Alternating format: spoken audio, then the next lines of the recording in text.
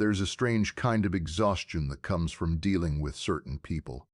Not the normal tiredness that comes from work or responsibility, but a deeper psychological fatigue. The kind that appears after you spend hours explaining something simple to someone who refuses to understand. You present the facts clearly. You organize your thoughts carefully. You speak calmly, logically, rationally, yet somehow the conversation circles back to the exact same point where it started. The narcissist denies, deflects, or twists your words until the discussion becomes so distorted that you begin questioning your own perception. At that moment, you feel something heavy inside your mind: confusion, frustration, even anger. And the most disturbing part is this: the narcissist seems energized by the entire interaction while you feel completely drained. Most intelligent people make critical mistakes in situations like this. They assume the conversation is about truth. They believe the purpose of dialogue is to move closer to reality, to clarify misunderstandings, to reach a shared understanding. But this assumption only works when both individuals value truth equally, and that is rarely the case with narcissistic personalities. For them, the conversation is not about discovering what is correct, it is about establishing control. This difference completely changes the psychological battlefield. You are trying to solve a problem. They are trying to dominate a narrative. Friedrich Nietzsche observed a fundamental force inside human behavior that many people prefer not to acknowledge. He called it the will to power. According to Nietzsche, human beings are not primarily motivated by logic or morality, but by a deep instinct to assert influence and superiority over others. This instinct appears in many forms. Sometimes it appears as ambition, sometimes as leadership, sometimes as creativity. But in narcissists, it manifests in a much darker way. Their sense of identity becomes dependent on feeling superior to the people around them. Without that feeling, their internal stability collapses. This is why narcissists approach conversations differently than you do. When they speak, they are not trying to exchange ideas. They are measuring status. Every statement becomes a tool to reinforce their position. Every disagreement becomes a threat to their perceived superiority. When you challenge them with logic, you are not simply disagreeing with the statement, you are challenging the structure that protects their ego. And the human ego will defend itself with extraordinary intensity. Think about the pattern you may have noticed. When you point out a clear contradiction, the narcissist rarely acknowledges it directly. Instead, they change the subject, reinterpret what you said, or accuse you of misunderstanding them. If you provide evidence, they dismiss the source. If you bring up past events, they claim you are remembering them incorrectly. The conversation slowly drifts away from the original topic until it becomes impossible to track what is actually being discussed. At this point, you may feel the urge to explain even more carefully. You slow down your words. You add more examples. You try to simplify the concept so there can be no confusion. But the confusion was never the problem. What you are witnessing is not a misunderstanding. It is a defense mechanism. The narcissist is protecting a fragile psychological structure that cannot tolerate being wrong. To an outside observer, this behavior appears irrational. But inside the narcissist's mind, it serves a very specific purpose. If they admit error, even once, it creates a crack in the identity they have built for themselves. That identity is based on being smarter, more capable, or more perceptive than others. Losing an argument threatens that identity. So instead of adjusting their perspective, they adjust reality itself. Psychologists refer to one aspect of this behavior as gaslighting. Gaslighting is the systematic manipulation of someone's perception of events. Over time, the target begins to doubt their own memory and judgment. What makes gaslighting particularly effective is that it rarely happens in obvious ways. It is subtle, a slight reinterpretation of events, a confident denial of something that clearly happened, a suggestion that you are being overly sensitive or misremembering details. Individually, these tactics seem small, but repeated over time, they create a powerful distortion of reality. The intelligent person often responds by increasing their efforts to clarify the truth. They believe that if they just present the information more clearly, the misunderstanding will disappear. This is where the trap closes completely. The narcissist benefits from the endless explanation. Every minute you spend defending your perspective is another minute they control the conversation. Every emotional reaction you display confirms their ability to influence your psychological state. There is another layer to this dynamic that many people fail to recognize. Narcissists are extremely sensitive to emotional reactions. They monitor them carefully. Your frustration becomes proof that they have power over the interaction. Your anger becomes evidence that they have destabilized you. Even your attempts to remain calm can become something they exploit. They might accuse you of being cold or detached, creating a new argument that forces you to defend your personality rather than the original topic. At this point, the conversation is no longer about facts, logic, or events. It has transformed into a struggle for psychological control, and the narcissist has been playing that game far longer than you have. Nietzsche once suggested that many human conflicts are not intellectual battles, but expressions of deeper instincts. People rarely fight for ideas alone. They fight for identity. They fight for status. They fight for the emotional security that comes from believing they are superior. When you view narcissistic behavior through this lens, their actions become easier to understand. They are not confused by your logic. They are threatened by it. And when a person feels threatened at the level of identity, their mind becomes incredibly creative in its defense. They will reinterpret history.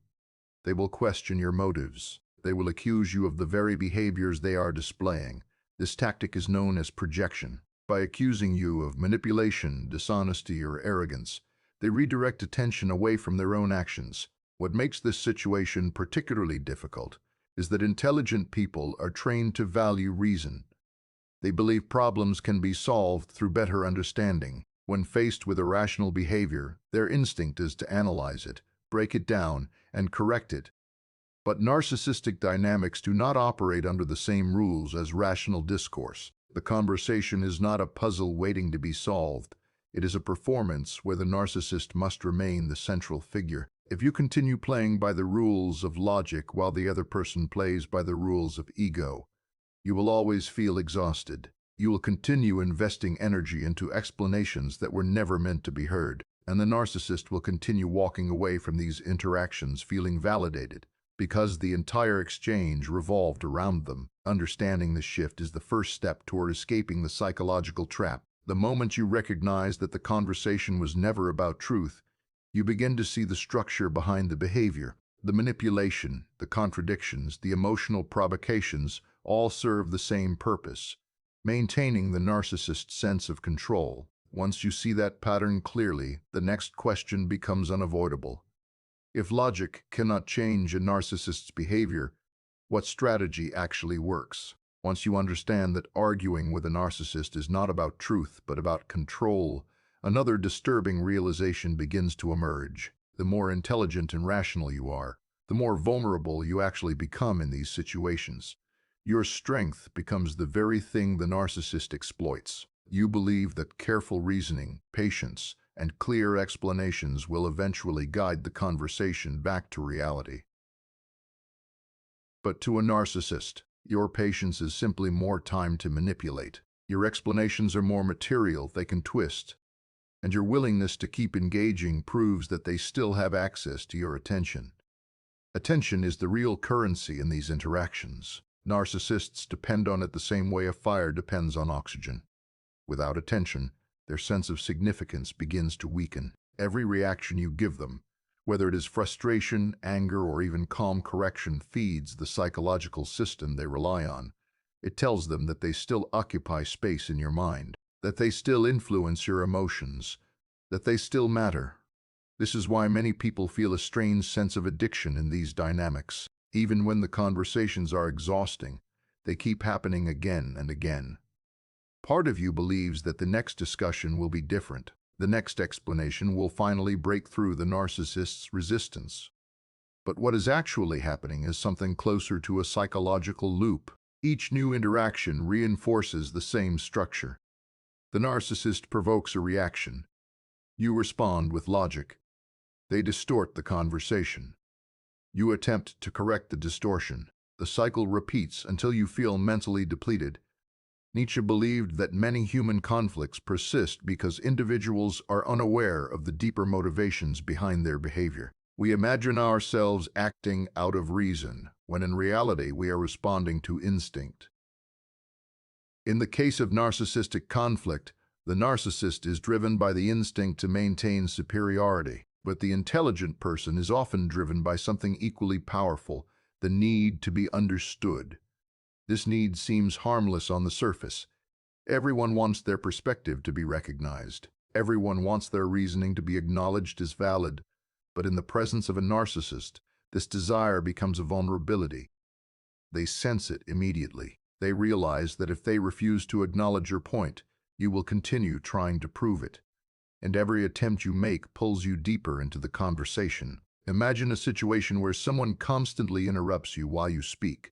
The natural reaction is to try harder to finish your sentence. You raise your voice slightly, you repeat your point, you attempt to clarify what you meant. But if the interruptions never stop, your efforts become meaningless. The structure of the interaction itself prevents understanding from ever occurring.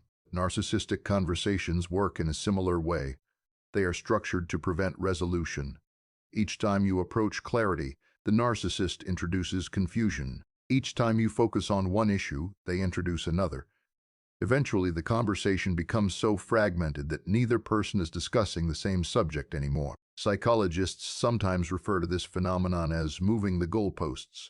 When you address one claim, the narcissist replaces it with another. When you solve one problem, they introduce a new accusation. The standard for resolution constantly shifts so that the conversation never actually ends. The narcissist remains in control because the structure of the discussion keeps changing. What makes this dynamic so exhausting is that the intelligent mind constantly searches for coherence. You try to organize the conversation logically. You attempt to isolate each claim and examine it carefully. But the narcissist is not interested in coherence. Chaos serves their purpose much better. In a chaotic discussion, there is no stable ground where truth can settle. Everything becomes subjective, emotional, and unstable. Over time, this environment begins to affect your own thinking. You start replaying conversations in your mind long after they have ended. You analyze every sentence, every tone, every moment where the discussion shifted unexpectedly. You wonder if you could have explained something more clearly or chosen different words. This mental replay consumes enormous amounts of energy. Meanwhile, the narcissist rarely experiences the same exhaustion. They move through the interaction without the burden of logical consistency. They are free to contradict themselves because their goal is not coherence. Their goal is dominance in the moment. Nietzsche once described a phenomenon where people project their own values onto others. We assume that other minds operate according to the same principles as our own. Intelligent people often assume that everyone values truth, clarity, and understanding. But narcissists operate according to entirely different priorities. Their psychological system revolves around validation, admiration, and control. This difference creates one of the most frustrating experiences imaginable. You are trying to solve a puzzle while the other person keeps changing the pieces. No matter how intelligent you are, you cannot solve a puzzle that refuses to remain stable. At this stage, many people attempt one final strategy. They try to expose the narcissist behavior directly. They point out the manipulation, the contradictions, the gaslighting. They explain the pattern in the hope that awareness will break it. But this usually produces the opposite effect. The narcissist reacts with even greater intensity. They accuse you of attacking them personally. They shift the conversation toward your supposed flaws or motives. This reaction happens because exposure threatens the narcissist's greatest fear, losing control of the narrative. If the pattern becomes visible, their tactics lose effectiveness. So they respond by escalating the conflict, introducing emotional drama that distracts from the original point. At this moment, many intelligent people feel trapped. Logic fails. Explanation fails. Even direct confrontation fails. It seems as if the narcissist cannot be reached through any rational method. And that realization leads to a crucial question. If confrontation only strengthens the narcissist's control, then what alternative remains? The answer is something that feels deeply uncomfortable at first. It requires abandoning the instinct to win the argument. It requires letting go of the desire to prove that you are right. For someone who values truth and reason, this feels almost impossible. It feels like surrender. But what appears to be surrender is actually the beginning of a completely different strategy, because the one thing narcissists cannot control is the person who stops playing the game entirely. At first, the idea of stopping the game feels unnatural. Everything inside you pushes in the opposite direction. Your mind wants resolution. It wants the argument to end with clarity, with recognition, with the simple acknowledgement that the facts were correct. But when dealing with a narcissist, that ending rarely arrives. The conversation continues not because it is meaningful, but because the narcissist benefits from keeping it alive. Once you understand this, the strategy begins to change in a very subtle but powerful way. The shift begins with a simple realization. You do not need the narcissist's agreement in order for something to be true. Truth does not depend on their acknowledgement. Reality does not bend to their approval. Yet in many interactions, intelligent people behave as if recognition from the narcissist is necessary. They keep explaining, defending, and clarifying as though the conversation must end with mutual understanding. But the narcissist has no incentive to grant that understanding. In fact, denying it gives them control. Nietzsche often spoke about the difference between strength and validation. Weakness seeks approval from others to confirm its value. Strength does not require that approval. It acts according to its own understanding, regardless of external recognition. When you apply this idea to narcissistic dynamics, something interesting happens. The need to convince them begins to fade. Once that need fades, the entire structure of the interaction changes. The narcissist expects resistance. They expect debate. They expect emotional reactions that allow them to continue asserting dominance. But when those reactions disappear, the conversation loses its energy. Imagine a performer on a stage who suddenly realizes the audience has left the room. The performance becomes meaningless because there is no one left to react. Indifference creates a similar effect in narcissistic relationships. It is not loud or dramatic. It is quiet. It appears as calm detachment. Instead of arguing, you acknowledge their statement briefly and move on. Instead of defending yourself, you allow the accusation to exist without engaging it. Instead of correcting every distortion, you refuse to invest the energy required to untangle it. At first, the narcissist will find this deeply unsettling. They may escalate their behavior in an attempt to provoke a reaction. They might raise their voice, introduce new accusations, or attempt to draw you back into the familiar pattern of argument and defense. But if the detachment remains consistent, the structure they rely on begins to weaken. This approach is sometimes described as emotional disengagement. It does not mean becoming cruel or hostile. It simply means refusing to feed the emotional cycle that the narcissist depends on. When they attempt to provoke anger, you remain neutral. When they attempt to provoke guilt, you remain calm. When they attempt to provoke explanation, you respond with simplicity rather than elaboration. There is a psychological principle behind this strategy. Behavior that receives attention tends to continue. Behavior that receives no reinforcement gradually loses momentum. Narcissists are highly sensitive to reinforcement. Emotional reactions act as rewards that keep their manipulative tactics functioning. When those rewards disappear, they are forced to confront something unfamiliar, the limits of their influence. This does not always produce immediate change. In some cases, the narcissist may temporarily intensify their behavior, searching for the reaction that used to appear so easily. They may accuse you of being distant, uncaring, or arrogant. They may attempt to provoke you through sarcasm or criticism. These reactions are attempts to restore the old dynamic. But if the detachment remains steady, the pattern slowly shifts. The narcissist realizes that the emotional control they once had is no longer available. The arguments lose their energy because there is no longer an opponent willing to engage. One of the most powerful aspects of this strategy is that it protects your mental clarity. Instead of spending hours analyzing every statement, you begin to see the pattern as a whole. The contradictions, the blame shifting, the emotional manipulation all become predictable behaviors rather than personal attacks. This perspective creates distance between your identity and the narcissist's actions. Nietzsche believed that clarity often emerges when individuals step outside the emotional storms surrounding them. When you are inside the storm, every moment feels chaotic and overwhelming.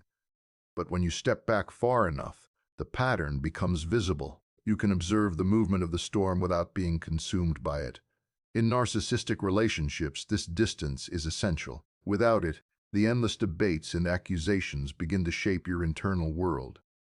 You start doubting your own judgment. You begin adjusting your behavior constantly to avoid triggering the next conflict. Your emotional energy becomes tied to the narcissist's reactions. Detachment breaks this cycle. It returns control of your attention to you.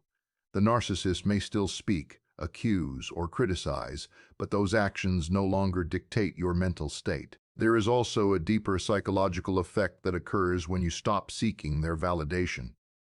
The narcissist's greatest leverage comes from your need to be understood by them. When that need disappears, their influence shrinks dramatically. They can no longer manipulate you through approval or disapproval because their opinion has lost its emotional weight. This does not mean the narcissist suddenly becomes reasonable. Their personality structure remains largely the same, but the power they once held over your reactions begins to fade. The conversations that once lasted hours now end quickly. The accusations that once provoked intense explanations now receive brief acknowledgement or silence. Over time, this shift creates a new kind of freedom. You realize that many of the conflicts you once experienced were sustained by your own participation. Not intentionally, of course. You were trying to resolve misunderstandings. You were trying to restore clarity.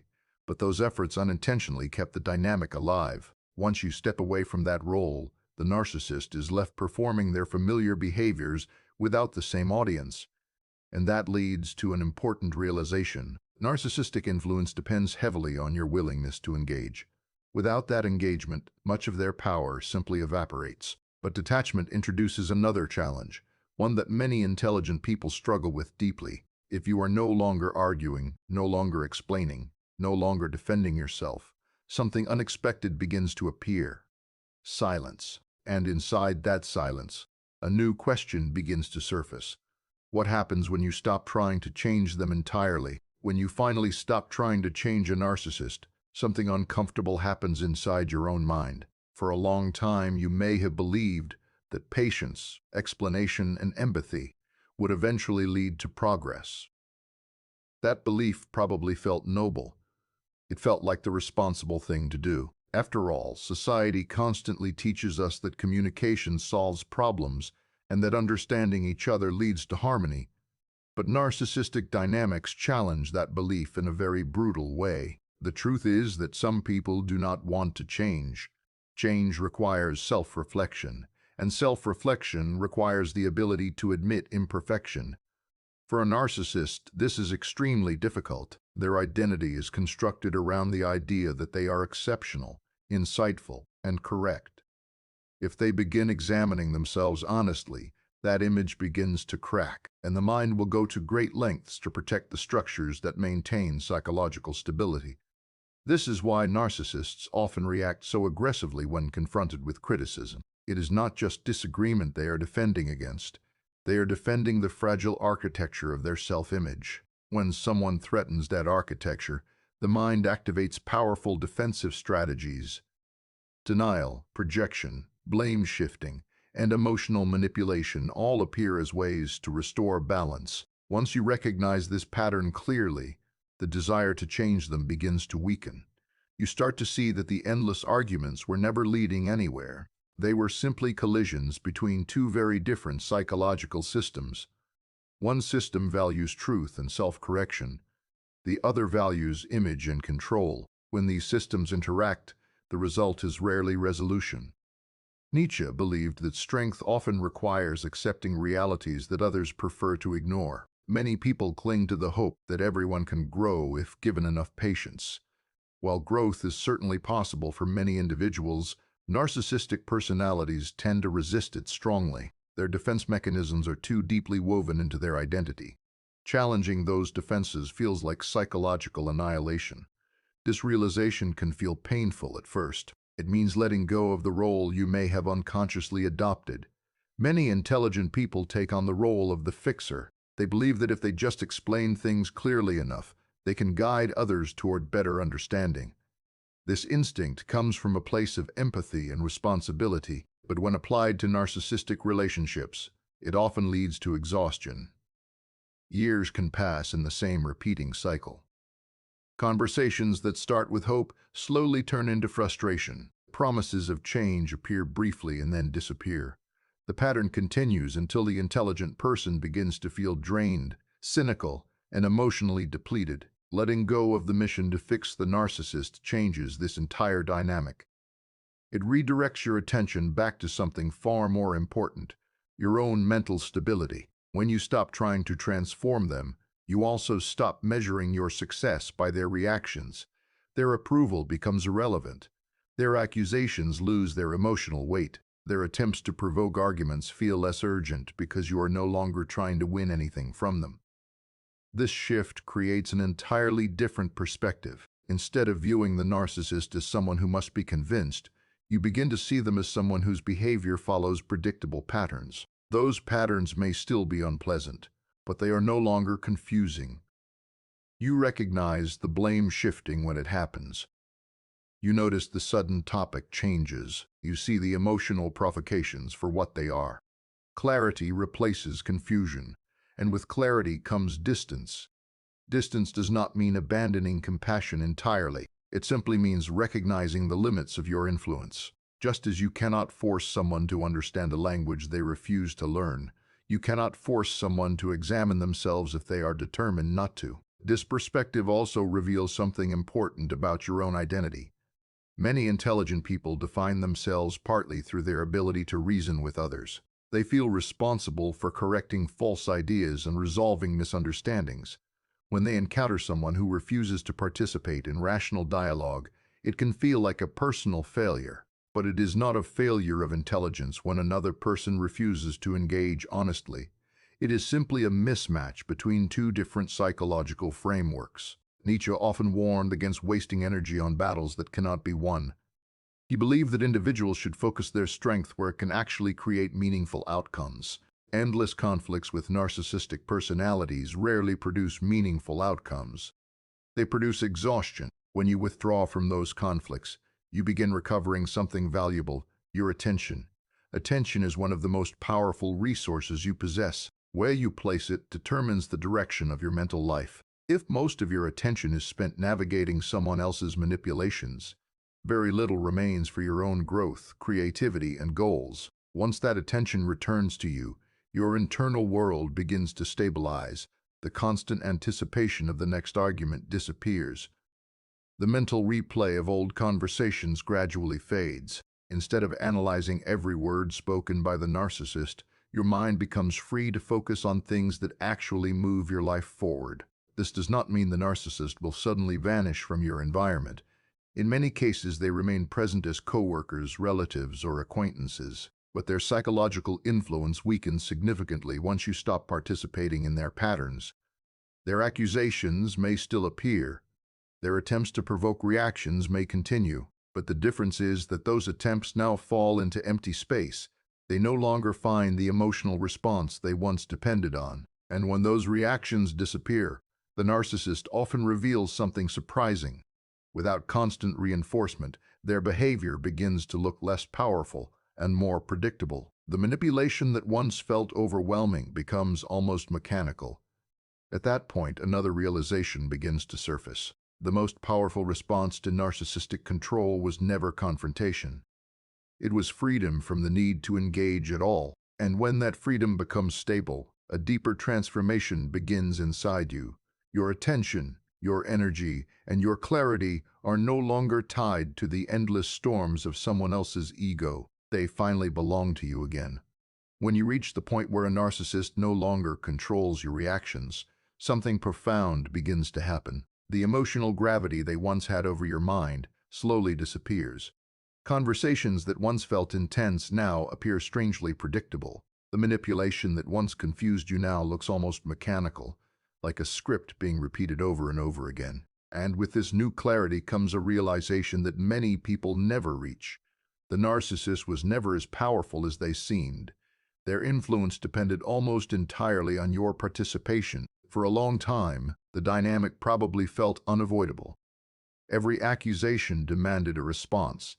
Every distortion of reality felt like something that needed correction. Every unfair claim triggered the instinct to defend yourself. But once you step outside that cycle, you begin to see that the narcissist's entire strategy relied on one thing: access to your attention. Attention is the invisible thread that connects every psychological interaction. Whoever controls the flow of attention often controls the emotional direction of the conversation. Narcissists instinctively understand this. They provoke, accuse, exaggerate, or dramatize situations because those behaviors pull your focus toward them. The more attention they receive, the more significant they feel. The more reactions they generate, the more control they believe they have. When you remove that attention, the structure collapses quietly. Not dramatically. Not in a moment of confrontation or victory. It simply fades. At first, this absence of conflict may feel strange. For a long time, the arguments may have occupied a large portion of your mental space. You might have been used to preparing responses in advance, replaying conversations in your head, or anticipating the next emotional confrontation. When that constant tension disappears, there's an unexpected silence. Inside that silence, you may notice something important. Much of the stress you carried was never truly about the narcissist's behavior. It was about the internal pressure you placed on yourself to resolve it. You believed that if you were intelligent enough, patient enough, or clear enough, you could break through their defenses. You treated the situation like a problem waiting to be solved. But some problems are not puzzles. They are patterns. And patterns do not require solutions. They require recognition. Once you recognize the pattern clearly, your relationship to it changes. The narcissist's accusations no longer feel like urgent problems demanding explanation. They feel like predictable moves in a familiar routine. You see the blame shifting before it fully appears. You notice the emotional provocation before it escalates. And because you recognize the pattern, you no longer feel the need to react. Nietzsche believed that one of the greatest forms of strength is the ability to stand apart from the emotional currents that move other people. Most individuals are constantly pulled back and forth by the opinions, expectations, and judgments of those around them. Their sense of identity becomes entangled with how others perceive them. But a person who understands themselves deeply does not depend on those external reflections. When you detach from the narcissist's attempts to define you, something remarkable happens. Their accusations lose their power. If they call you selfish, manipulative, arrogant, or uncaring, those words no longer carry the same emotional weight. They are no longer defining statements. They are simply expressions of the narcissist's need to protect their own ego. This realization can feel incredibly liberating. For the first time, the narcissist's perception of you becomes irrelevant to your sense of self. You no longer measure your actions by whether they approve or disapprove. You measure them by whether they align with your own understanding of truth and integrity. That independence of mind is something narcissists find extremely difficult to influence. Their strategies rely heavily on emotional pressure, guilt, or validation.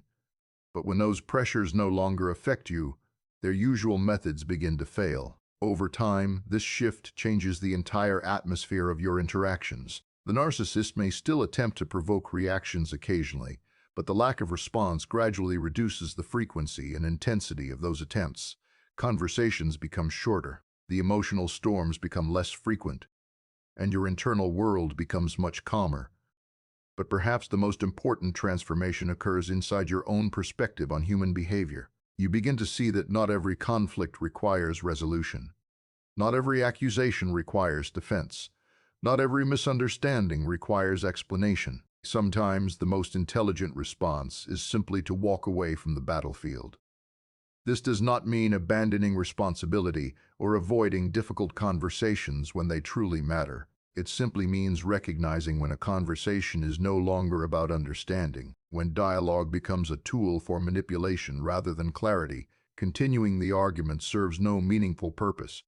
Your energy, your time, and your mental clarity are finite resources. Every hour spent navigating someone else's ego is an hour taken away from your own growth, creativity, and goals.